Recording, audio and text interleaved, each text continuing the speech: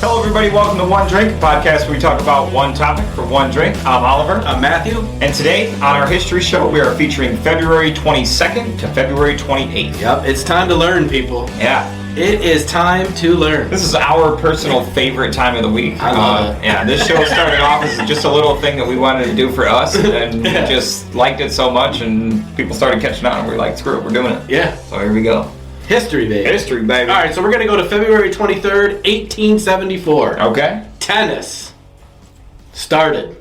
You ever play tennis? I played varsity all 4 years in high school. Shut the hell up. Mm-hmm. So you got the good serve and... No, I didn't say I was good. Oh. I said I played all 4 years. Okay. There's a difference. Don't blow up my spot on I was getting nervous because I was going to be like, well, let's play. But I'll play. I just didn't want you to be like 90 mile per hour serve. I'll still smoke you.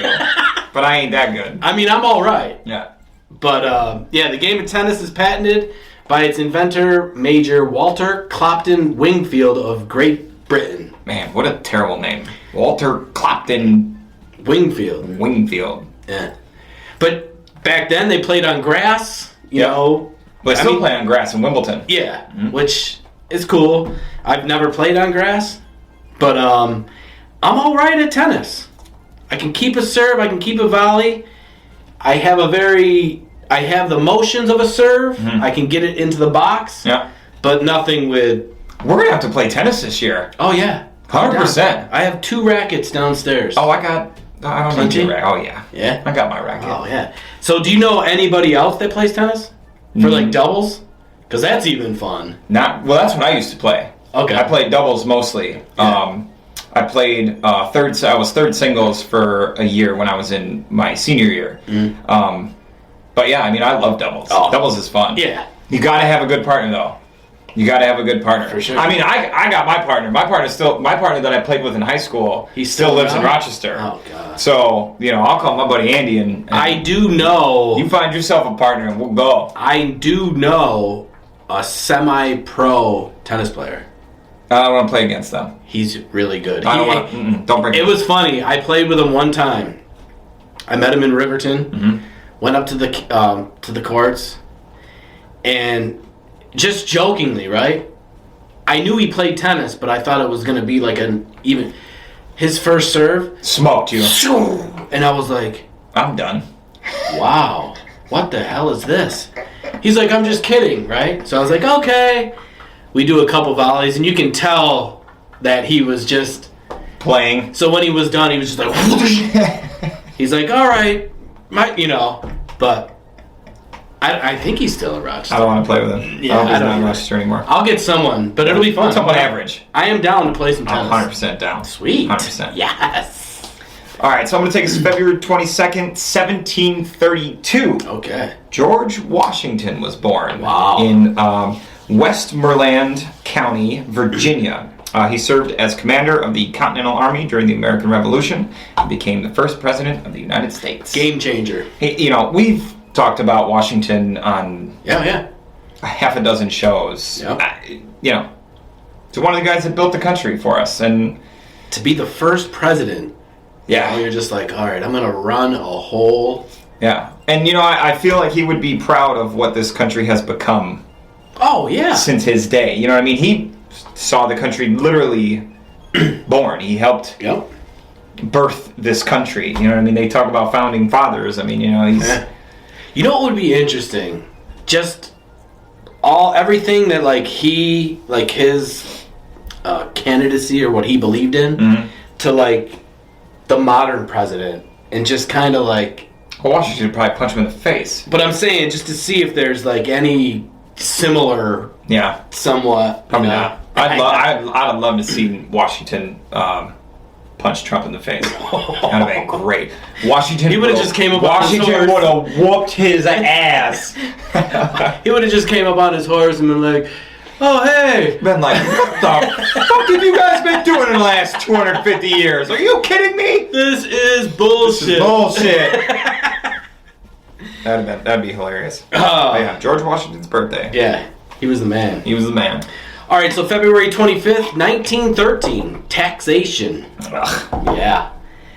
16th Amendment goes into effect. Yeah. The 16th Amendment goes into effect, giving U.S. Congress the power to lay and collect income taxes. I mean, I get it, though. It's part of the way that the world works. Yeah. I mean, it pays for all the roads that we drive on, the people that fix them. Pays for a lot. People bitch about paying taxes, but I feel like those are the people that don't really appreciate where the taxes go. Yeah. Now, on the other side, Right. I'm sure that there's some that it goes some places that it shouldn't. Of course. You know what I mean? However, I think that most of it, for the most part, Goes to the right cause. goes to the right cause. Yeah. And some states don't have taxes. Isn't it Florida? I don't know if they have state taxes, but there's definitely federal taxes. Okay, that's what I'm talking about. Yeah. So, yeah, taxing, I mean, look, if it wasn't for taxation... It's a part of life, though. I mean, Yeah. it pays for cops and firefighters. There's and, one thing and our military. Oh, it pays for all that. Everything. My dad was always like, there's two things you can't avoid. Death and taxes. Damn. And the straight. older I got, I was like, God damn it, Damn, son of a you're bitch is right. If you miss your taxes, they'll find you. Yeah. You're not going to... It doesn't matter. Yep. You can't go off And the then you'll be grid. dead. And they'll still find... They're Yeah. like, hey, did you know that, Matt... Right. you owed a Your little father bit of- owed Yeah. $58,000 in back taxes. You'll be like, what? Right. Son of a bitch. Bitch, Pops was right. I know. All right, so February 23rd, 1942, during World War... Okay, so February 23rd, 1942. Pearl Harbor was December 7th, 1941. So that was the first attack on the U.S. during World War II. Right. February 23rd, 1942 was the first attack on the U.S. mainland. Oh, okay. So technically, Hawaii isn't part of the mainland because it's an island and it's way over there. So the first attack on the U.S. mainland occurred as Japanese submarines shelled an oil refinery near Santa Barbara, California, causing minor damage. So that was the first mainland attack. Yeah. Which, to be honest, I didn't know about that. I didn't remember that. I thought that the only attack on our country physically was Pearl Harbor. I didn't know that there was other... Obviously, hitting an oil refinery, they were trying to stifle our ability to provide things to... Yep. You know, they were trying to stifle our war effort. I did not know that. I did not know that either. Yeah, I thought that one was pretty cool. Yeah. Yeah. So, February 26, 1917. The first jazz record. Ah, nice. I didn't know it was that long ago. 1917. Wow. Jazz. I like some jazz. I mean, like it's some jazz, too. calming. It's cool. It's the original Dixieland Jazz Band records Livery, Stable Blues. Sure. Yeah.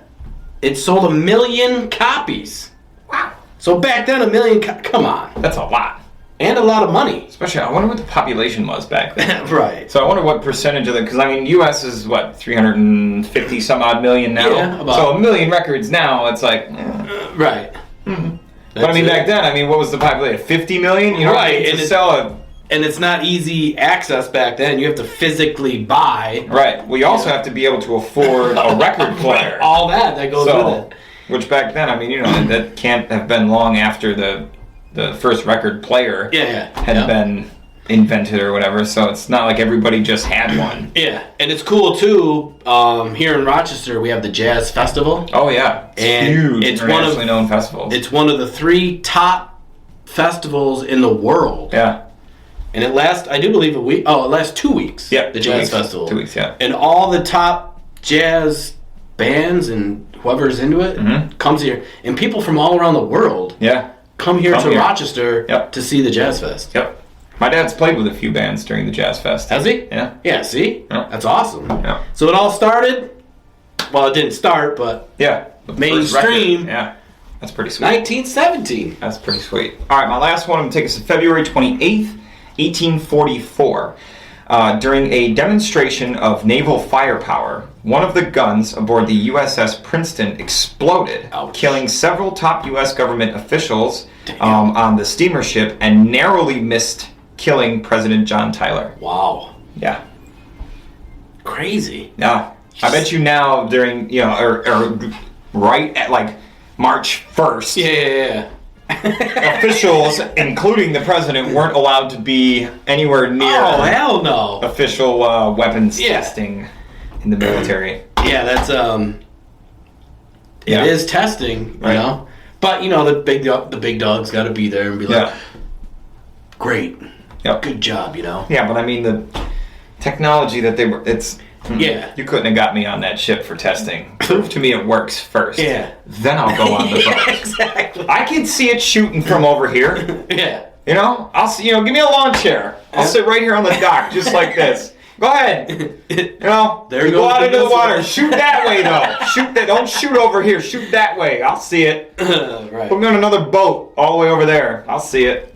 That's crazy. I ain't standing next to that. So, February 27th, 1982. The first $1 million winner on the Pro Bowlers Tour. Oh, boy. Do you bowl? No. Poorly. Yes, I bowl. Do I bowl well? No. Yep. Well, we got, we have to talk about all, everybody. I bowl worse than I play tennis. Oh, really? Yeah. See, I'm a pretty good bowler. I'm an awful bowler. If I hit my goal every game is 100. Oh. That's my goal. Yeah. Oh. Without bumpers. Okay. Without bumpers. Well, then. Of course. Yeah. See, my goal is 2 hondo. I'm never bowling with you. I even got the cool little hook. Whatever, dude. Yeah, I try to do that too. Sometimes it goes wham right into the gutter, and sometimes it'll go wham way over here. Every once in a great while, I'll hit the sweet spot. Right. Get right up in there. Second arrow. No, I'm a terrible bowler. I love to go bowling, though. Yeah. It is at very least, I just, I prefer to make fun of myself. Plus, I don't know any good. I don't bowl with any good bowlers. Oh. So it's always a good competition. It's just fun. You know what I mean? Yeah. Like, dude, what'd you get? 89. What'd you get? 101. Damn. You know what I mean? So close. Damn. Then there's this asshole that's shit. I almost hit 200. Fuck you, man. You gotta go buy a round now because you got more than both of us combined. Get out of here. Earl Anthony, after winning $38,000 prize from the Toledo Trust, he became the first $1 million winner as a PBA. That's pretty cool. I mean, I don't know nowadays if there's a lot of money in that bowling. There's a lot of money in bowling. Yeah. Professional bowlers. But I do know, when you go to a bowling tournament, it starts on we'll say a Monday. Mm-hmm. You have to bowl literally 10 games, I believe. Yeah. You have to qualify. That's a lot. You have to bowl another 10 games. See, that's too many. You know what I mean? And then you have to bowl, and then when you make it to TV, that's where the money is, obviously. Dude, but that's just so much. Too many. Bowling. For me, 2-3 games, I'm done. Yeah. I'm done. That's it.